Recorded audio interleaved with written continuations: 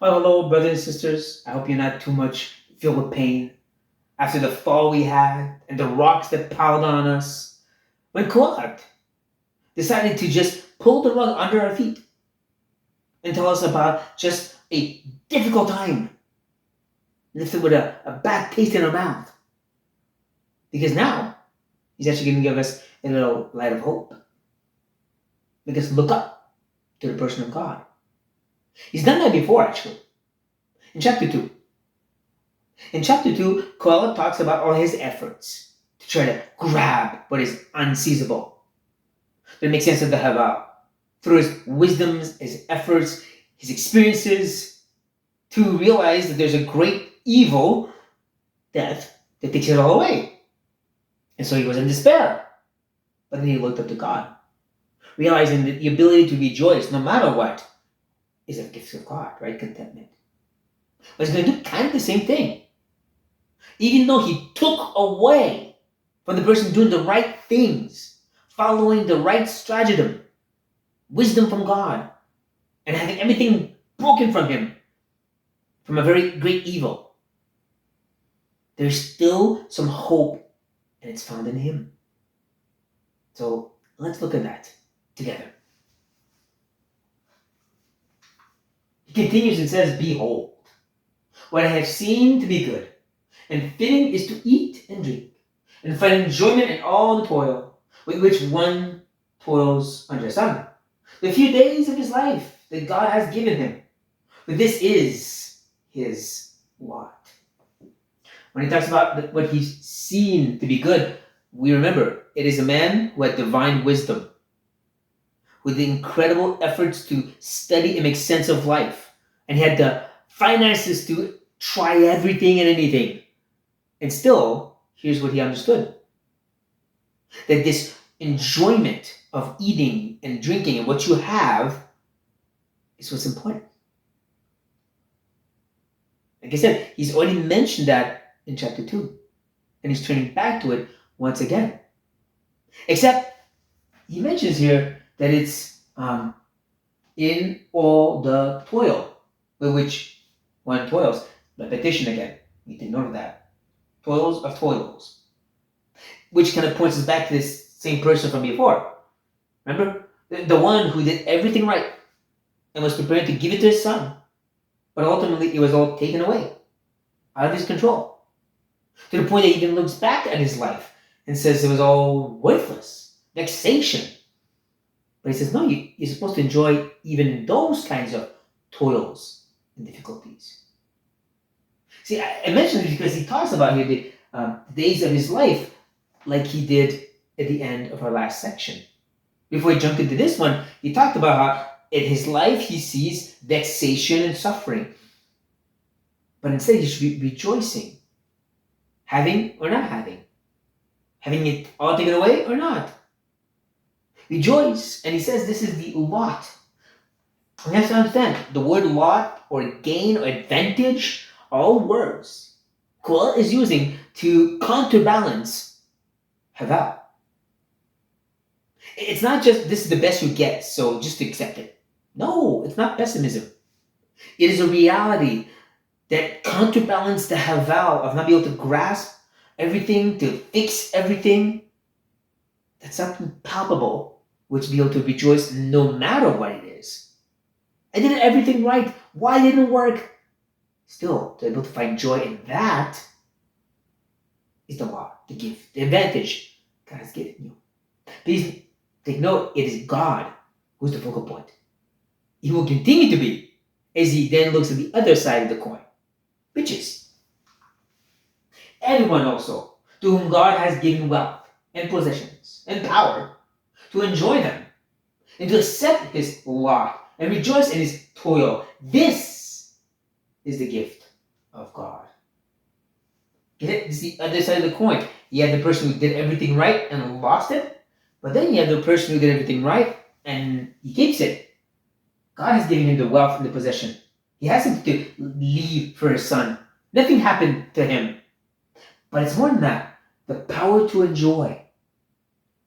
The ability to accept his lot. The ability to not just enjoy life and his things, but have an inner joy in the things. It's a gift from God. Again, he is the focal point. He is the connecting wire from these last 3 verses, 3 words of Kohelet that we're looking at right now.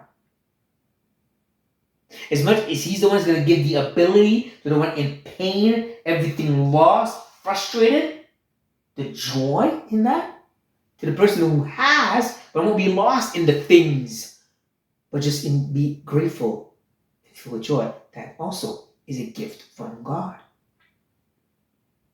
God continues to be the last note that he hits because everything is of him, from him, and to him. I'm not saying it right. But the whole point is it's all about him.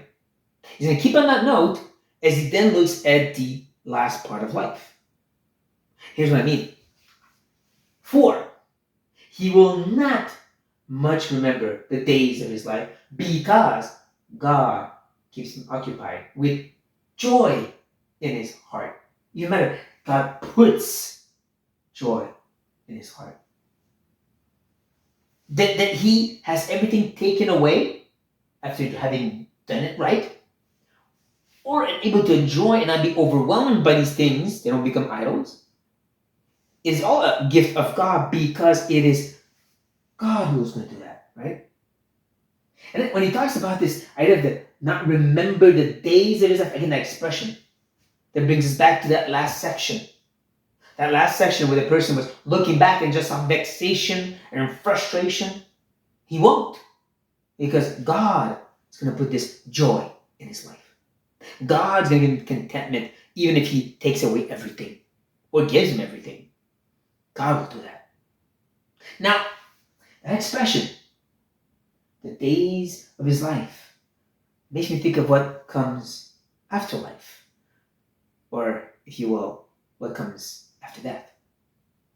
What I mean is, by this expression, I believe that Kohelet is hinting at, pointing to that moment afterwards, where you, in a sense, look back, but there won't be remembrance of sadness and frustration, but joy, like we can see in Revelation.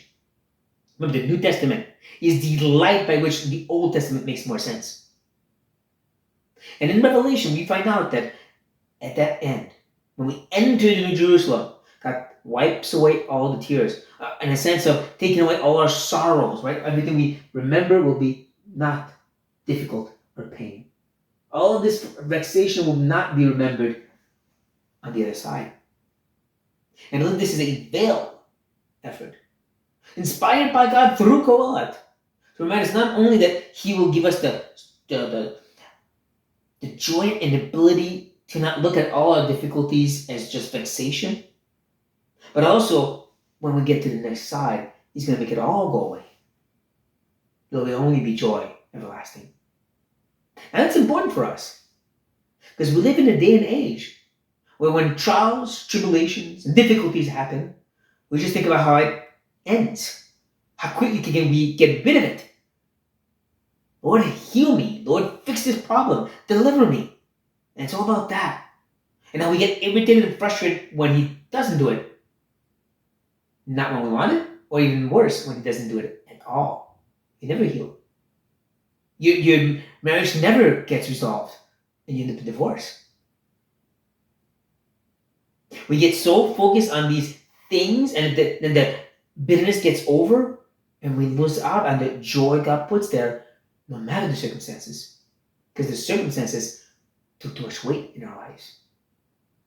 Yet Paul tells us that it's supposed to be an eternal weight of glory that completely breaks the scale when it comes to all these momentary light afflictions. Here's God, thousands of years before, in a way that it veiled and hinted at, pointing to that reality. We think about God, who will fill our hearts with joy when we step the other side, and will make us forget all this.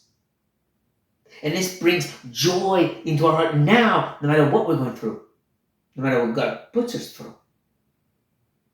Oh, do we need to hear that right now, dear brothers and sisters? And I hope it's speaking to you. On this note, be blessed.